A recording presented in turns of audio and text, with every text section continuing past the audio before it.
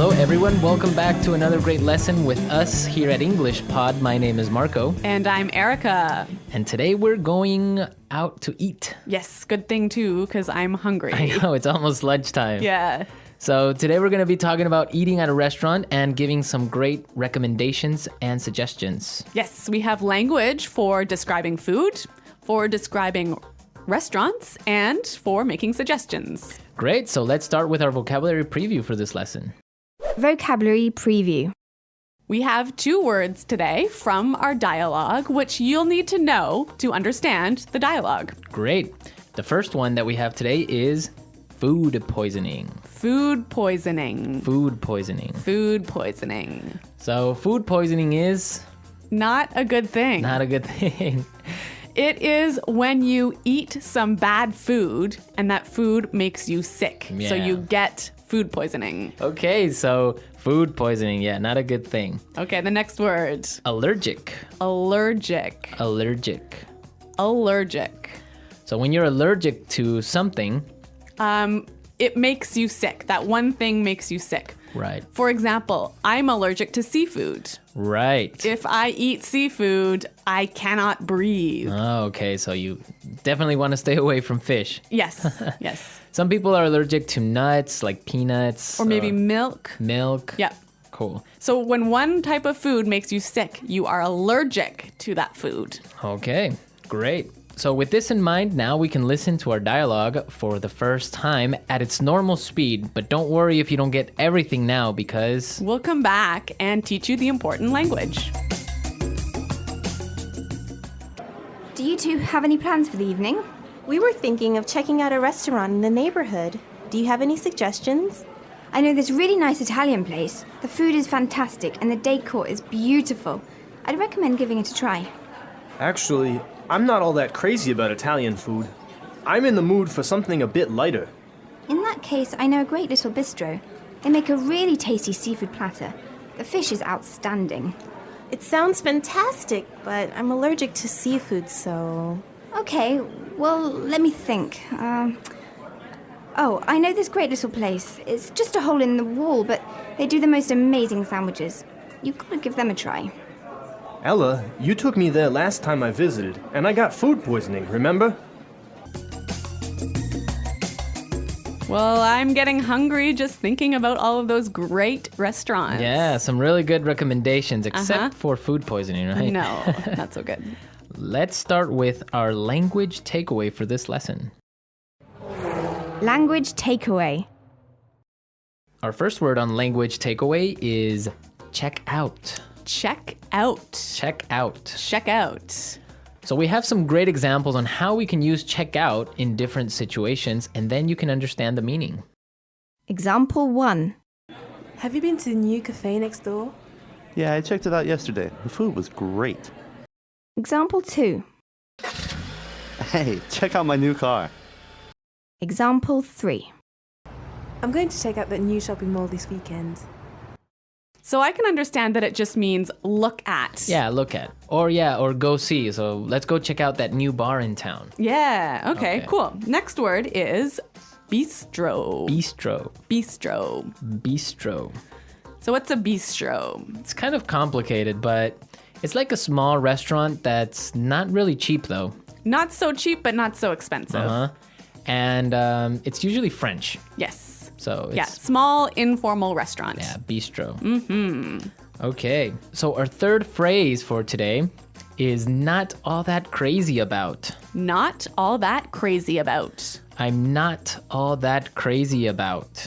Okay, again, kind of a funny phrase, but we've got some examples that will help you understand the meaning. Example 1. Do you want to go shopping with me tomorrow? I'm not all that crazy about shopping. I don't like spending money. Example 2. I'm not crazy about jazz music. Can I change the song? So this is just a really polite way of saying you don't like something. Exactly. But now the opposite of this would be tasty. Tasty. That's our fourth word, tasty. Tasty. So when something is tasty, It's good. it's good. Like delicious. Delicious. Yeah. You know what? In English, we almost never say the food is delicious. But we always say, It's really tasty. yes. This is really tasty. Yes. Okay. Tasty. And our last phrase for language takeaway, in the mood for. In the mood for. In the mood for. Let's listen to some examples of this phrase and we'll understand the meaning a little bit better. Example 1. We always eat hamburgers for dinner. I'm in the mood for something different. Example 2. Let's watch a movie. How about Texas Chainsaw Massacre? I am not in the mood for a horror movie. So if I'm in the mood for something, I feel like doing or eating or Watching. Yeah, it means you want to do that now. Yeah. I'm in the mood for. Okay. Some great language we just looked at, and I think it's time for us to listen to the dialogue a second time.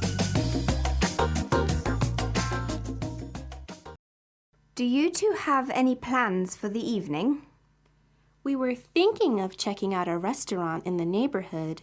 Do you have any suggestions? I know this really nice Italian place. The food is fantastic and the decor is beautiful. I'd recommend giving it a try. Actually, I'm not all that crazy about Italian food. I'm in the mood for something a bit lighter. In that case, I know a great little bistro. They make a really tasty seafood platter. The fish is outstanding. It sounds fantastic, but I'm allergic to seafood, so... Okay, well, let me think. Oh, I know this great little place. It's just a hole in the wall, but they do the most amazing sandwiches. You've got to give them a try. Ella, you took me there last time I visited, and I got food poisoning, remember? Okay, some really great and useful phrases there, and I know you want to talk about specifically some of these phrases. Yes, today's lesson is all about making recommendations, right? Right. So let's look at some useful phrases in Fluency Builder. Fluency Builder. So in the dialogue, we heard a great way of asking for a suggestion. That's right. Let's listen. Do you have any suggestions? Do you have any suggestions? So that's how you would ask for a suggestion. Or you can say something else like, do you have any ideas? Yeah, or you might say, do you have any thoughts? Okay, so Three that's great ways. asking for suggestions. Yep. In response to this, you can say something like this. I'd recommend giving it a try. I'd recommend giving it a try. We also heard another phrase that we use for giving suggestions. You've got to give them a try. You've got to give them a try. So these two phrases are great. I'd recommend or you gotta give them a try.